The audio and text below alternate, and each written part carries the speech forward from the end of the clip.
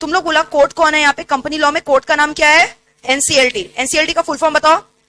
National company law tribunal. समझ में आ रहा है? ये एक मेंबर है कंपनी की, इसका नाम जो है ना रजिस्टर ऑफ मेंबर से स्ट्राइक ऑफ कर दिया गया है। ये बेचारी रो रही है कि अरे मेरे को भी डिविडेंड दो, मेरे को भी बोनस दो, मेरा नाम क्यों नहीं है? उधर डायरेक्टर बोल रहे नहीं तुम्हारा नाम नहीं आएगा। तो एग्रीव्ड है क्या? If she is an aggrieved member, if she is an aggrieved member, where will she go? Will she go to ROC or will she go to NCLT? NCLT के पास जाएगी ना अपना पिटीशन लेकर, yes or no? NCLT क्या करेगा? Judgement पास करेगा, या तो इसके फेवर में या तो इसके अगेंस्ट। कोई दिक्कत है यहां तक? समझ लो, NCLT जो जजमेंट पास किया कंपनी के अगेंस्ट कर दिया, इसके फेवर में कर दिया। NCLT has passed the judgment against the company। किसके अगेंस्ट किया है? कंपनी। अब कंपनी बोल रहा है ना कि नहीं ये फ्रॉड है, ये मक्कार है, ये मेंबर है ही नहीं। एनसीएलटी को भी जो है बेवकूफ बना दिए। हम एनसीएलटी का जजमेंट नहीं मानते, हम सही हैं। यानी कोई हायर अथॉरिटी होना चाहिए, कोई हायर अथॉरिटी होना चाहिए जहां पे आप जाकर एनसीएलटी के अगेंस्ट कंप्लेन फाइल कर दो। यानी if anyone is aggrieved, anyone is aggrieved by the order passed by NCLT, you can file an appeal to the NCLAT. बोलो मेरे संग, टू द एनक्लैट। तो एनसीएलटी से एग्रीव्ड हो, कहां जाओगे? एनक्लैट में, national company law appellate tribunal. बोलो मेरे संग क्या? National company law appellate tribunal. Clear है यहां तक? सुना ध्यान से। NCLAT also pass the judgment in favour, NCLAT also pass the judgment in favour of the member. Company अभी भी एग्रीव्ड है, कंपनी अभी भी एग्रीव्ड है, और हायर अथॉरिटी के पास जाना है, एनक्लैट के भी अगेंस्ट जाना है, और ऊपर जाना है the apex court of India, supreme court. समझ में आ रहा है? So appeal against NCLAT's order lie to Supreme Court, but warn you, Supreme Court के पास सिर्फ जा सकते हो on matters relating to question of law. Supreme Court is never going to entertain any matter in relation to question of fact. NCLAT के ऊपर किसके पास जाओगे? Apex कोर्ट कौन है हमारा? Supreme court. वापस से सुन लो, सबसे पहले किसके पास गए? NCLT। NCLT से एग्रीव्ड हो, कहां जाओगे? NCLAT। एनक्लैट से एग्रीव्ड हो, कहां जाओगे? Supreme court.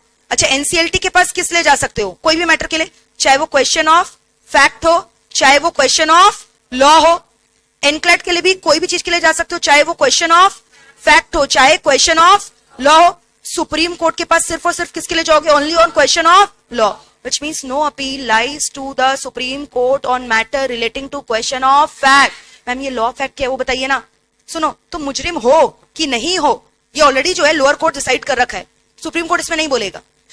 अब क्या हुआ ना, ये बोल रही है करीना, हाँ हम मुजरिम है, मानते हैं मुजरिम है, गलती हुआ है। ये लोग 5 लाख का पेनल्टी ठोक दिया है। पढ़ो एक्ट, पढ़ो ठीक से। एक्ट में लिखा है कि 2 लाख से ज्यादा नहीं होगा, और इसके ऊपर एनक्लैट कितना का ठोका है पेनल्टी? ये एनसीएलटी कितना का ठोका है? 5 लाख। बट ये क्या बोल रही है? ये डायरेक्टर ओआईडी क्या बोल रही है? Officer in default. डायरेक्टर लोग ही तो होते हैं ना ओआईडी में। ये क्या बोल रही है? कितना लगेगा? 2 लाख। तो इसको बोलते हैं क्वेश्चन ऑफ लॉ। इसको क्या बोलते हैं? Question of law. तो मुजरिम है कि नहीं है वो क्वेश्चन ऑफ फैक्ट है। समझ में आ रहा है? वो ऑलरेडी जो है लोअर कोर्ट डिसाइड कर लिया है, उसमें सुप्रीम कोर्ट कुछ नहीं करेगा। तुमको सजा होगा कि नहीं होगा, तुम 2 साल जेल में जाओगी कि 7 इयर्स जाओगी, कि लाइफ टाइम इम्प्रिजनमेंट रहेगा तुम्हारा, कि तुमको 50 लाख का फाइन देना है कि 2 लाख का फाइन देना है, इसके ऊपर अगर तुमको क्या है, कोई कॉन्फ्लिक्ट है, कोई डिस्प्यूट है, तब उसके लिए तुम सुप्रीम कोर्ट के पास जा सकते हो क्या? हाँ। अच्छा, डायरेक्टली एनसीएलटी से सुप्रीम कोर्ट के पास जा सकते हो क्या? तो पहले किसके पास जाओगे? एनक्लैट। फिर किसके पास जाओगे? Supreme court. बताओ यहां तक क्लियर है क्या? इनफैक्ट आज जो मैंने तुमको बोला ना टाटा सन का केस स्टडी मैं कराऊंगी, वहां पे यही 3 के बारे में मैं और डिटेल में बताऊंगी। वहां पे पूरा देख लोगे कैसे ये रियल केस स्टडी है, जहां पे पहले क्या हुआ था। सुना ध्यान से, एनसीएलटी का दरवाजा खटखटाया गया था, फिर एनक्लैट का, और फिर सुप्रीम कोर्ट का। Very interesting. क्लियर है? चलो पहले वही वाला केस स्टडी दिखा देते, जब ये डिस्कस करे तो दिखाई देते हैं ना। चलो, क्या आपने साइरस मिस्त्री का नाम सुना है? जल्दी से बताओ। Who is Cyrus Mistry? Who was Cyrus Mistry? Actually he is no more, you know that और not? He died of a car accident. पता है आपको साइरस मिस्त्री किससे एसोसिएटेड है? साइरस मिस्त्री, साइरस मिस्त्री का नाम सुना है? कितने जन ने सुना? ऑनेस्टली हाथ उठाओ। You have heard about Cyrus Mistry? Very good. किस कंपनी से एसोसिएटेड थे? किस कंपनी के चेयरमैन रह चुके हैं वो? Tata sons private limited. Cyrus Mistry has been a chairman of Tata sons private limited. Have you heard the name of Ratan Tata? नाम में तो सुन रहे टाटा, किसका नाम सुना बताओ? रतन टाटा। और एक तरफ मैंने क्या बोला? साइरस मिस्त्री। क्या आपको पता है कि रतन टाटा का contribution is very eminent? Whenever Tata का नाम comes, JRD Tata, Ratan Tata, they are the pioneers. सुनते हो ना इनका नाम? क्या रतन टाटा जी बहुत सालों तक टाटा सन का चेयरमैनशिप संभाले थे? अरे हाँ या ना? फिर क्या हुआ? रिटायरमेंट होता है कि नहीं होता है? क्या चेयरमैन जिंदगी भर चेयरमैन बन के रहेंगे? क्या जिंदगी भर चेयरमैन बन के रहेंगे? नहीं रह सकते? रह सकते कि नहीं? जल्दी बोलो। तो उनको हटाया गया और उनके बदले किसको चेयरमैन बना दिया गया? बोलो। साइरस मिस्त्री। किसको बनाया गया? साइरस मिस्त्री। किसको बनाया गया? साइरस मिस्त्री। अब एक चीज और समझना होगा, साइरस मिस्त्री जो चेयरमैन है वो टाटा सन्स प्राइवेट लिमिटेड का जो फैमिली मेंबर है उसको बिलोंग नहीं करता। आप देखोगे जितना भी सक्सेशन हुआ था ना टाटा में, वो जनरली किसका हुआ था? फैमिली मेंबर्स का हुआ था। किसका हुआ था बताओ? Family member. देखो दिखाई दे रहे दो जन कौन कौन है बताओ? हाँ, इसमें रतन टाटा जी कौन है ये तो पता होगा आपको। ये कौन है और ये कौन है? वेरी गुड, साइरस मिस्त्री। ठीक है, तो अभी क्या हुआ, टाटा जी बहुत सालों तक टाटा सन के क्या थे? चेयरमैन थे। बहुत अच्छा चल रहा था कंपनी। अब क्या हुआ ना, कौन बोर्ड पर आ गया चेयरमैनशिप का बताओ? साइरस मिस्त्री। और क्या ये कोई मेंबर वगैरह थे फैमिली के? नहीं। बट ये कौन बन गए? चेयरमैन बन गए। क्लियर है? अब टाटा सन का एक्चुअली में मेरे को बताओ, जो इंसान चेयरमैन है, जो इतना साल अपने कंपनी को दे दिया है, अब उसकी जगह कोई और लेगा तो नजर रखेगा ही, ठीक से काम हो रहा है कि नहीं, कंपनी का सही सब चीज हो रहा है कि नहीं हो रहा है। तो रतन टाटा को लगा कि जो साइरस मिस्त्री जी है ना, वो चेयरमैनशिप का काम ठीक से संभाल नहीं पा रहे, कंपनी को ठीक से गाइड नहीं कर पा रहे हैं। सो दैट इज वाई इन्होंने क्या किया बताओ? क्या किया? गेस करो। इनको चेयरमैनशिप से निकलवा दिया। किसको निकलवा दिया?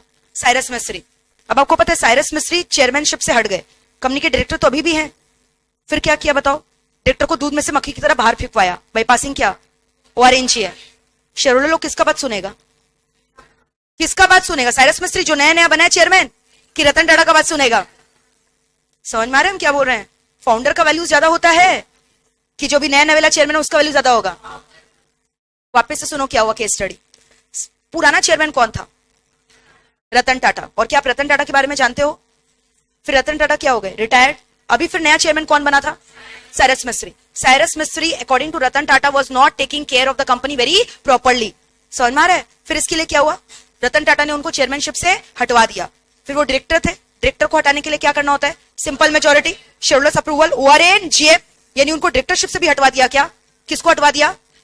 साइरस मिस्त्री। अब तुमको नहीं लगता है बड़े लोग का ईगो भी बड़ा होता है? अब साइरस मिस्त्री को ये बात अच्छा लगा होगा क्या कि उनको हटवाया गया इस तरह से? साइरस मिस्त्री सीधा कहां चला गया? बोलो कहां चला गया? सीधा कहां चला गया? हाँ वेरी गुड, एनसीएलटी के पास चला गया। साइरस मिस्त्री किसके पास चला गया? एनसीएलटी के पास। और बोला आपको पता है ये कंपनी में ना जो माइनॉरिटी शेयर होल्डर्स है ना, उनको ऑपरेशन और मिसमैनेजमेंट हो रहा है।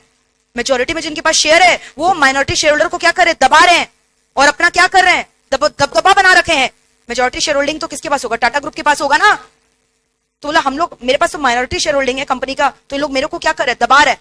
सो that is called as operation and mismanagement. Section 241, 242, 243 deals about with that. अलग से एक चैप्टर है ऑपरेशन एंड मिसमैनेजमेंट बोलकर, जहां पे माइनॉरिटी शेयर होल्डर के राइट्स के बारे में बात किया गया है। तो ये किसके पास चले गए बताओ? एनसीएलटी। साइरस मिस्त्री कहां चले गए बताओ? एनसीएलटी। और उन्होंने क्या एलेज किया कि क्या हो रहा है बताओ? उनके संग क्या किया गया? Operation and mismanagement. क्या किया गया उनके संग बताओ? Operation and mismanagement. एनसीएलटी किसके फेवर में जजमेंट पास किया होगा? Any idea? समझ में आ रहा है? रतन टाटा के फेवर में पास किया। बोला नहीं ठीक ही किया जो किया है। फिर और एग्रीव्ड और गुस्सा हुआ। कौन गुस्सा हुआ? साइरस मिस्त्री। तो अगर आप एनसीएलटी के ऑर्डर से एग्रीव्ड हो तो एनसीएलटी के ऊपर कौन आता है? एनक्लैट। NCLAT appellate tribunal. यानी अब साइरस मिस्त्री किसका दरवाजा खटखटाने गए? एनक्लैट। क्या किए पता नहीं, एनक्लैट को क्या पट्टी पढ़ाए, एनक्लैट ने ऑर्डर पास कर दिया इन फेवर ऑफ मिस्त्री। और पता है क्या बोला एनक्लैट? बोला ये जो तुम लोग इसको चेयरमैनशिप से हटाया है ना, इसको वापस से रीइंस्टेट करो, make him the chairman back again. He should be reinstated back again to the chairmanship of Tata Sons. समझ में आया? कौन बोला ये बात? एनक्लैट। तुमको क्या रतन टाटा छोटे मोटे लगते हैं? सीधा रतन टाटा कहां गए बताओ मेरे को? Apex court. रतन टाटा सीधा किसका दरवाजा खटखटाया है? Supreme Court. It is a landmark judgement.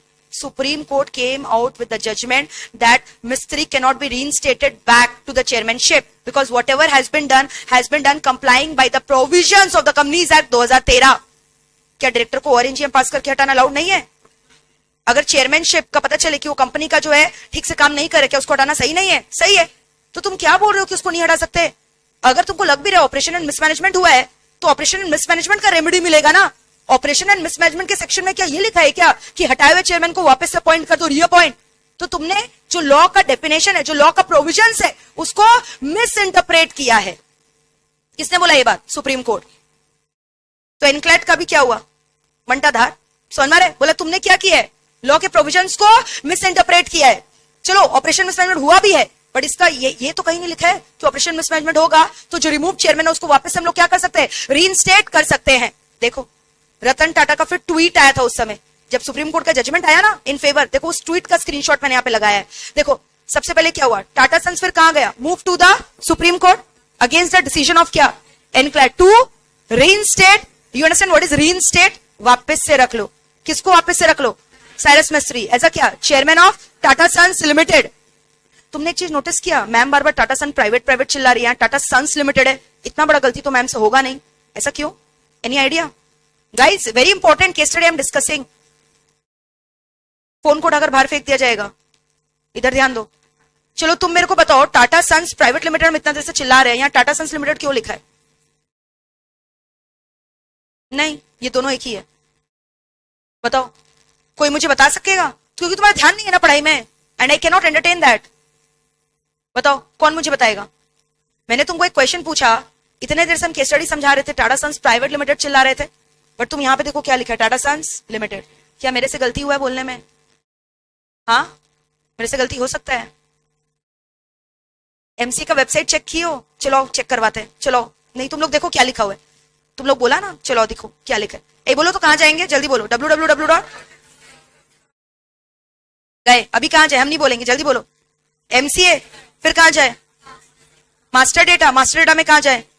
V3 portal में चले गए। बताओ कितना ऐड करके बताओ? 1। बोलो कंपनी का नाम।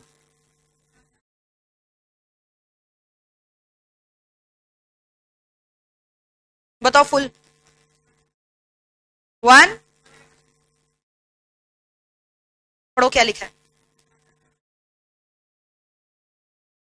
तो फिर आप वहां गलती लिखी हो क्या पावर पॉइंट बनाते वक्त? नहीं, गलती तो मेरे से हो ही नहीं सकता ना। सुनो, तुमको पता ही नहीं है, और तुमको पता है इसका सब्सिडरी कंपनी कौन कौन है? You should be knowing that. TCS, Tata motor, Tata steel, ये सारे के सारे तुमको पता है लिस्टेड कंपनी। अभी कुछ देर पहले ही तुम लोग बोल रहे थे टीसीएस से लिस्टेड कंपनी, पब्लिक कंपनी चिल्ला रहे थे ना, पब्लिक लिस्टेड कंपनी।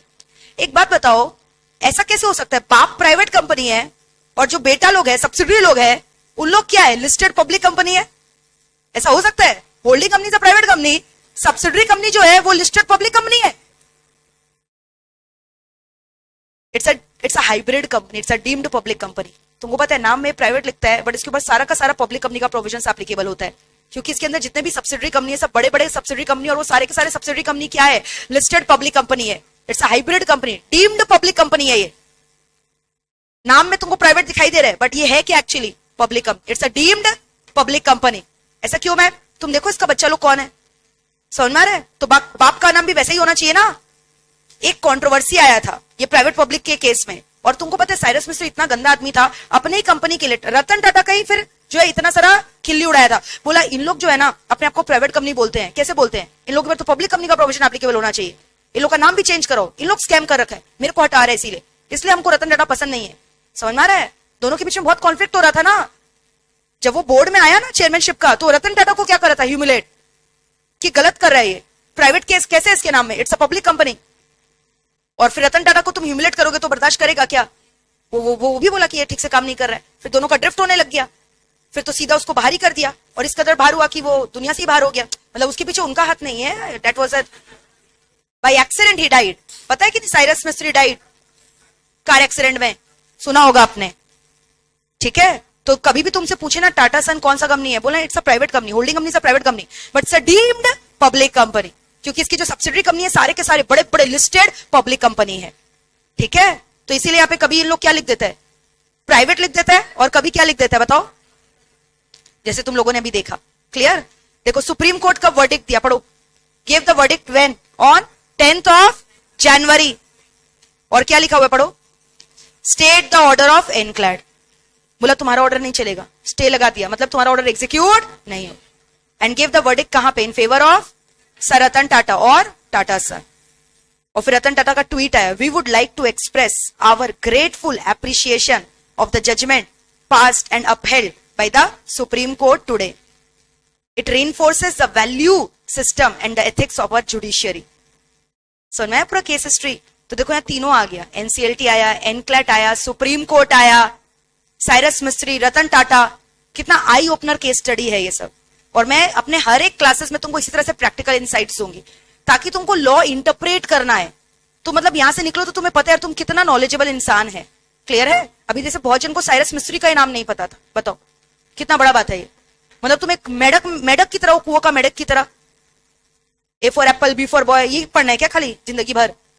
तो इसीलिए मेरा क्लासेस तो डेली अटेंड करना ही, और तुम लोग के लिए डेली एक शॉर्ट्स बनाकर डालते हैं मॉर्निंग में 8 से 8:30 बजे के बीच में जाता है.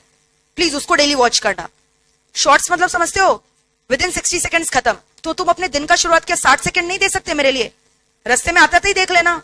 मेरा ही तो क्लास रहेगा मॉर्निंग में, या यहीं बैठ के देख लेना, बट वो देखना. ठीक है, यहां तक पूरा क्लियर है क्या. बताओ. श्योर. तो अभी हमने क्या सीखा कि जब भी कोई भी एग्रीव्ड है, चाहे कंपनी हो, चाहे कोई शेयर होल्डर हो, या कोई भी, वो सबसे पहले किसका दरवाजा खटखटाएगा. एनसीएलटी. एनसीएलटी से एग्रीव्ड है. एनक्लैट. एनक्लैट से एग्रीव्ड है apex court, that is supreme court. But Supreme Court is never going to entertain any cases where question of fact lies. It only deals with question of law. Whereas NCLT and NCLAT deals with both. Question of fact हो चाहे question of law. And the famous case study of क्या? Sir Ratan Tata versus Cyrus Mistry. Finally कौन जीता? रतन टाटा. यानी Cyrus मिस्त्री को दोबारा chairman नहीं बनाया गया, डायरेक्टर नहीं बनाया गया. समझ में आ रहा है.